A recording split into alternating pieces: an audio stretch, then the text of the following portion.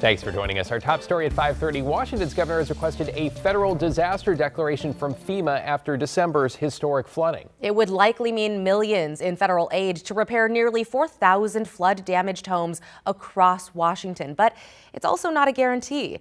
Madeline Carter reports on what this would do for families still dealing with the damage.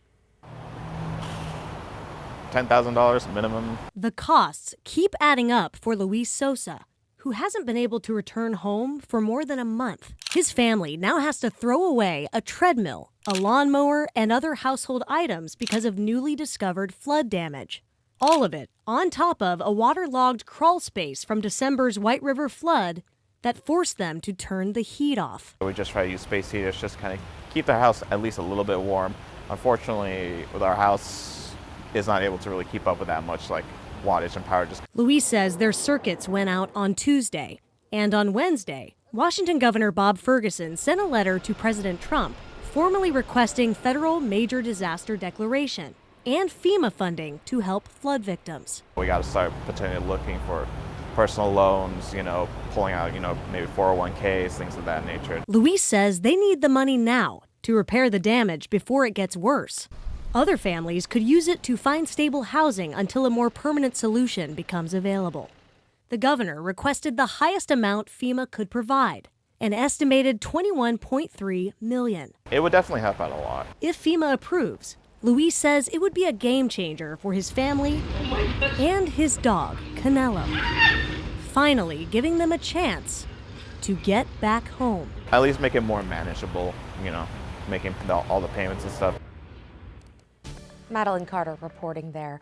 Okay, closer to home, let's take a live look outside on this Thursday from our Rose City Skycam, where another chilly night means the city of Portland will be extending its overnight shelter hours until 8 o'clock in the morning, Friday, Saturday, and Sunday, all in order to give people more time out of the cold. Chief Meteorologist Matt Safinos here. Matt, some clouds came in this evening, but it is still chilly. Yeah, it's chilly out there. The clouds, though, are going to keep it from getting as cold tonight as it did last night. Here's Salem for you right now, sitting at 40 degrees. We struggled to get up into the low 40s today because of the cloud cover that came in. So the perfect scenario last night to have a very cold morning and then a cool afternoon because the clouds came in, limited our solar heating. But the clouds are going to clear tomorrow, so it'll be the reverse process. Clouds will actually begin to clear tonight. We'll drop to about 28 in Portland and then make it up to 46 tomorrow afternoon. The other change for tomorrow is the winds backed off today, but they're going to ramp up again tomorrow. Here's our wind forecast for the gorge. And this is mainly a gorge thing out into maybe the West Hills. That's about it. Gusts of about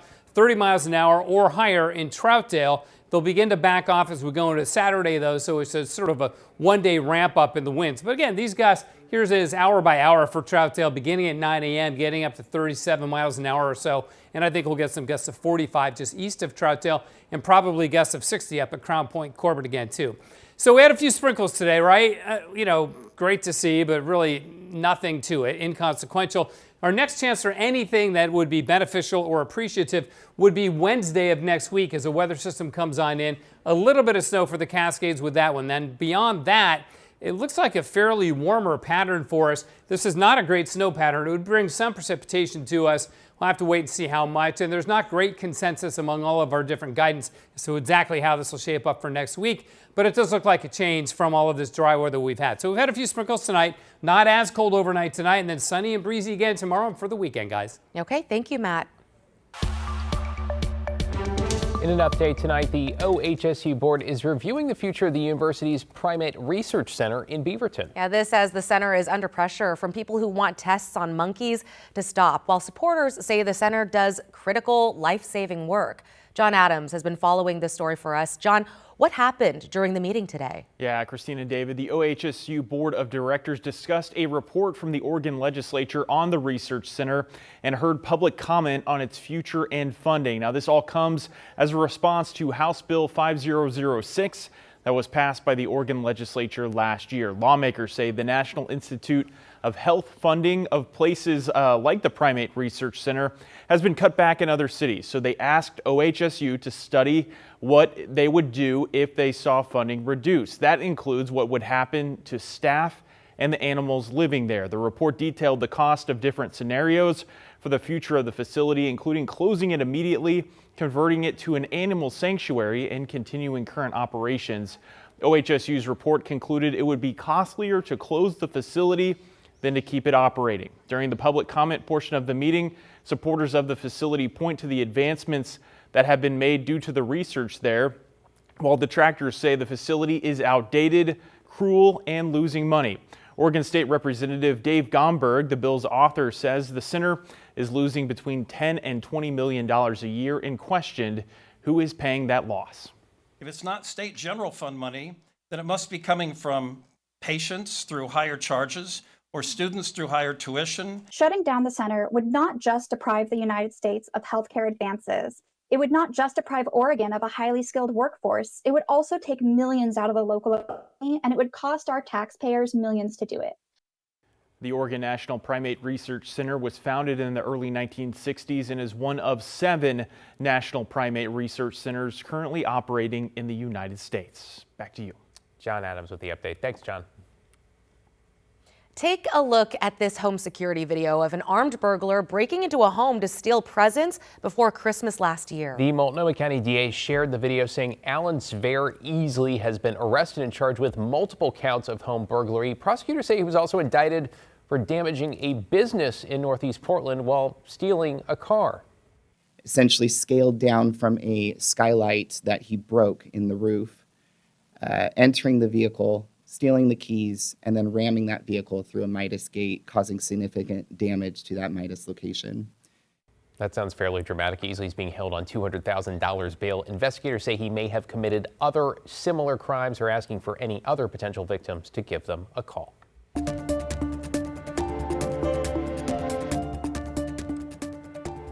In Washington, more than 600 immigrant advocates from all over the state rallied on the Capitol steps today for their annual Immigrant and Refugee Advocacy Day.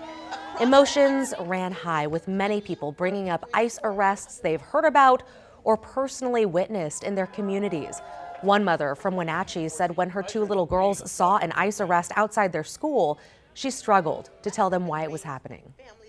It's cruel, but I let her know that we are living through difficult times. Y que la única forma de defendernos And the only way to defend ourselves es levantar nuestra voz is to raise our voice y educarnos and educate ourselves para estar listos. to be prepared. The Washington Immigrant Solidarity Network was the event's main organizer. One of their legislative priorities includes funding for the Deportation Defense Hotline, which people can call after they've been directly impacted by ICE. Meanwhile, some Washington lawmakers are pushing to toughen laws when it comes to sex trafficking. House Bill 2026 would bump up the penalty for paying for sex from a simple misdemeanor to a Class C felony that is the lowest felony classification. It would also double fines, with the money going toward survivor services and law enforcement investigations. Right now, our state's laws are constructed in a way that provides avenues for stopping individual traffickers while simultaneously allowing trafficking as a system to thrive. Advocates told a committee hearing the bill is necessary, but several sex workers testified against it, saying they think it would only hurt, not help them. If you care so much about workers being exploited, please address the abysmal cost of living. That is what drives many to the streets. Ask yourself why we must be classified only as either victims or criminals.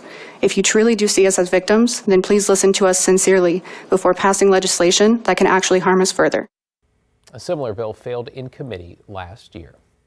Attorneys general from 4 Democrat-led states took part in a Portland town hall last night. And they wanted to break down how they are challenging several Trump administration policies. A year and a day ago, Trump took office and immediately started breaking the law, and he hasn't stopped. He has been blatant and brazen, consistent and frequent in his lawlessness. Well, California's AG says his state has won most of the lawsuits it's filed against the Trump administration. Minnesota's AG said hearing from the public in town halls like this one has helped bolster their cases. We need to have evidence for our cases, and I can't tell you how many times I was shocked to hear somebody's testimony about what they were facing. Okay, when we focus on Oregon in particular, the state sued the federal government 53 times last year with lawsuits over tariffs, birthright citizenship, voter data, and more. Straight ahead on KGW News, how nearly half the country is now under the threat of a powerful winter storm. Plus, in the middle of a tariff war and inflation, there is some good news for American consumers, especially drivers. Matt? Thanks, Christine. We saw some clouds come in today, and they're still with us, but already beginning to thin out of the Oregon coast. 45 degrees there. It was a cooler day with the cloud cover, and the sprinkles we have had will end this evening. We go back to sunshine for the weekend. The KGW Plus TV app, streaming 24/7. Local news from the team you trust on your time. Track how the weather will impact your day. Certainly becoming increasingly hazardous. Extended, continuous coverage of breaking news, live from the scene. That snowpack is still heavy. Go deeper with in-depth interviews and exclusive reporting. All the local news you need, live or on demand. KGW Plus. Download on your TV and watch for free.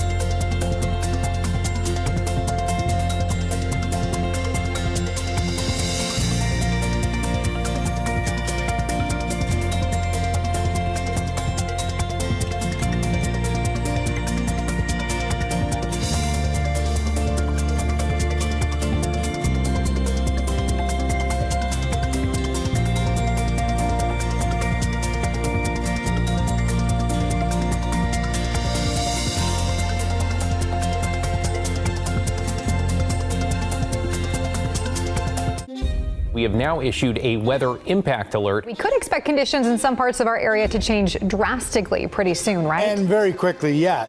This is significant rainfall coming our way. You'll definitely want to be extra cautious. Certainly becoming increasingly hazardous. We've got the potential for some tree limbs or even trees or power lines to come down. Of course, when you hear thunder, it's always best to take cover.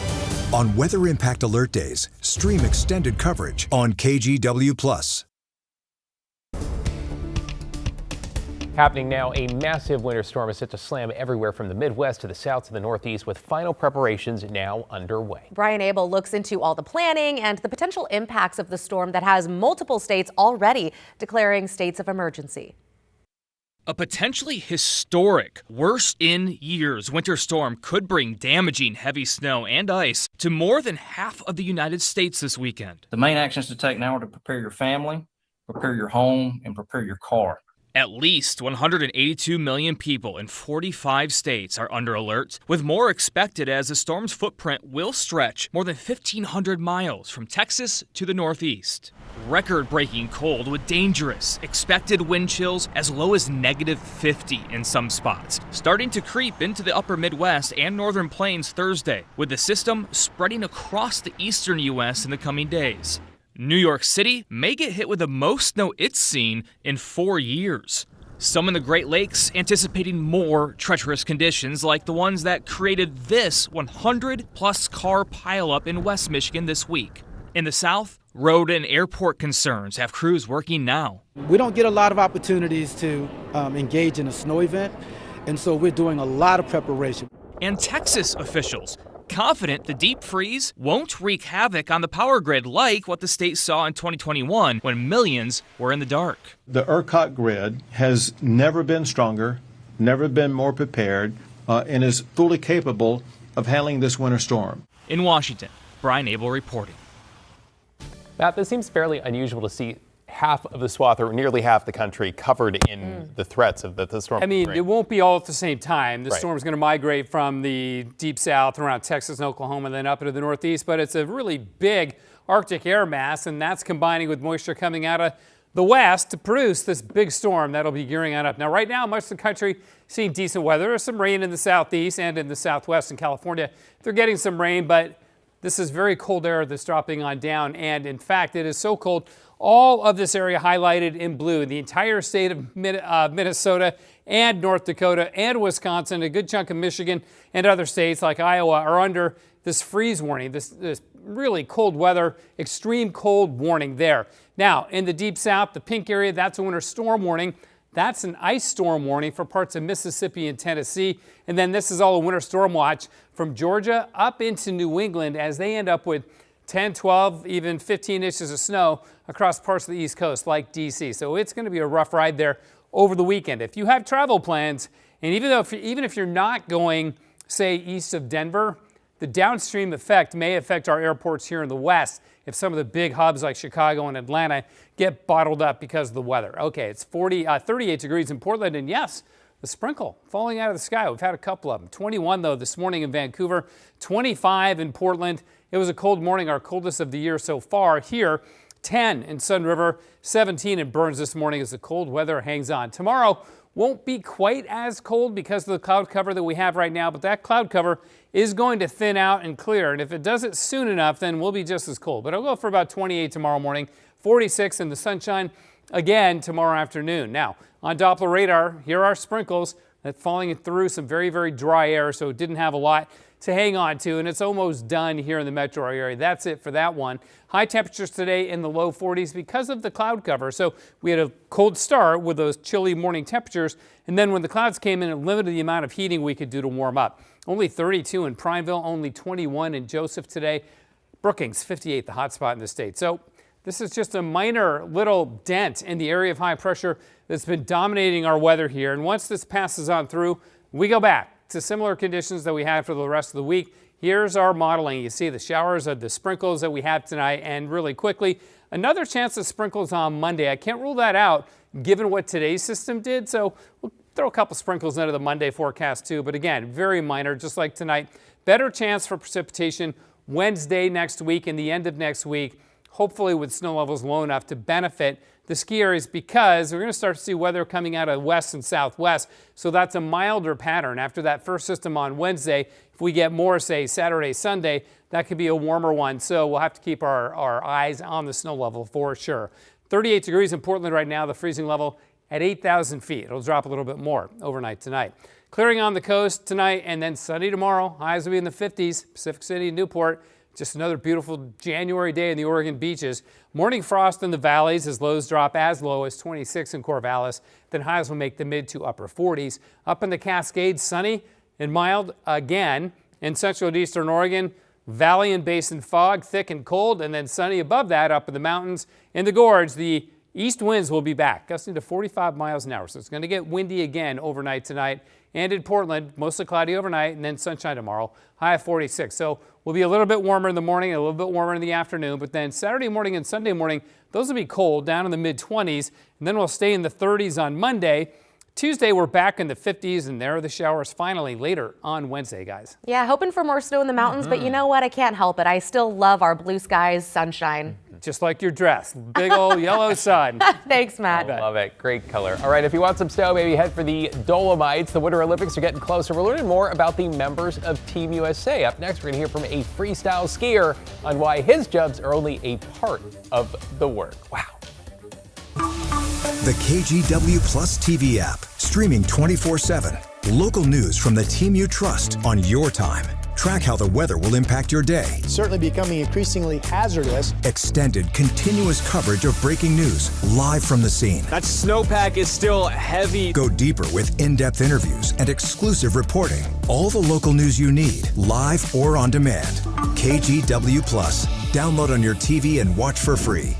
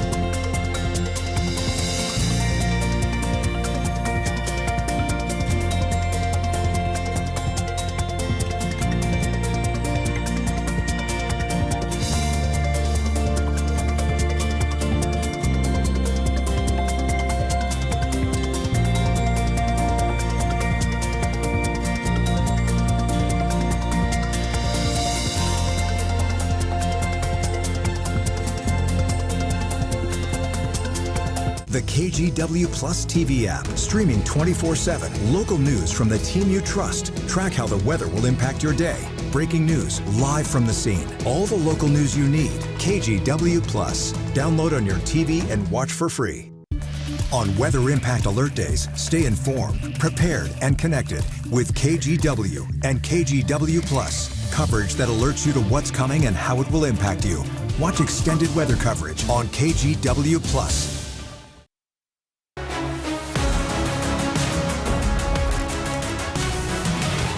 Are you excited? I'm excited. I know. I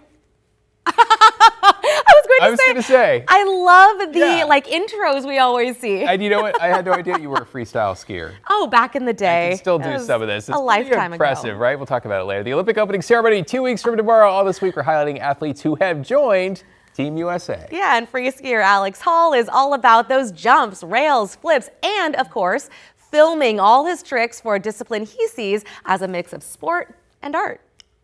Alex, take one, come and mark. Can you describe slopestyle in 3 words? Jumps. The laws of physics do not apply to Alex Hall. Rails. So smooth, absolutely perfect. Flips. The big pretzel rotation at the end. My name's Alex Hall. I'm a freestyle skier, specifically slopestyle and big air, and I'm from Salt Lake City, Utah. He competes, but also films urban rails, films backcountry jumps. To me, freestyle skiing's always been, half of it's been about the competitions, and the other half is about making movies with your friends. Showcasing what skiing, specifically freestyle skiing, can be outside of a competition setting. And it's a great kind of balance. I feel like when I can mix the competing and the filming as much as I can throughout the season, it kind of helps me avoid burnout.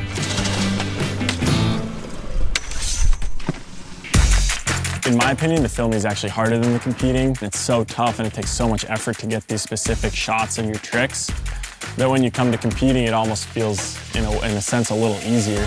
It's kind of a mix between a sport and an art because there's a real creative element to it. A slopestyle course with all the jumps and rails is kind of like a canvas, so you can kind of create any piece of art down the course. But then obviously it's still physical, but it's kind of like an intersection of the two. So I'd say it's kind of a sport, kind of an art form. That's freestyle skiing to me. He's the great Hall in China. American Alex Hall claims gold. Kind of a sport, kind of an art. I cannot imagine the training that goes into so something much. like that, right? It is artistic. The countdown is on, by the way, to Milan Cortina, the opening ceremony. You can watch it right here. 14 days, 14 hours, 7 minutes, and 7 seconds. But who's counting? It's Friday, February 6th. And you can watch the Parade of Nations, the lighting of the cauldron, and so much more. That'll be live only here on NBC and KGW. Hey, look, another countdown. I know. We are less than 3 days out from the Seattle Seahawks facing off against the LA Rams this Sunday to see who will be crowned NFC champions. The Rams are the only thing standing in the way of Super Bowl 60. The quarterback Sam Darnold has been dealing with a lingering injury after he strained his oblique during practice last week. While he was limited to practice yesterday, Darnold said he's feeling better every day and he's looking forward to Sunday kickoff, set for 3:30. We'll be right back. We have now issued a weather impact alert. We could expect conditions in some parts of our area to change drastically pretty soon, right? And very quickly, yes. This is significant rainfall coming our way. You'll definitely want to be extra cautious. Certainly becoming increasingly hazardous. We've got the potential for some tree limbs or even trees or power lines to come down. Of course, when you hear thunder, it's always best to take cover. On Weather Impact Alert Days, stream extended coverage on KGW Plus.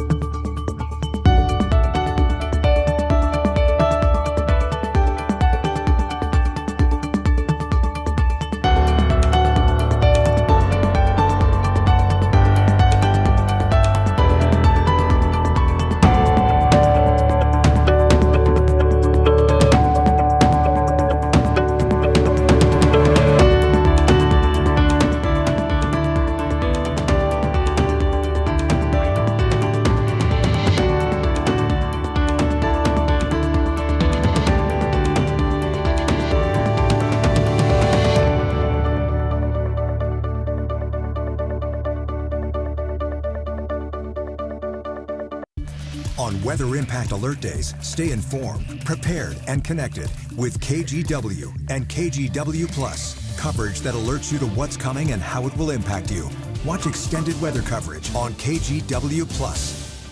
The KGW Plus TV app, streaming 24/7. Local news from the team you trust. Track how the weather will impact your day. Breaking news live from the scene. All the local news you need. KGW Plus. Download on your TV and watch for free. The high cost of living has hit wallets hard here in the U.S. Housing, food, energy costs all continue to rise. Just to name a few there, Jen Sullivan shows us the one source of relief.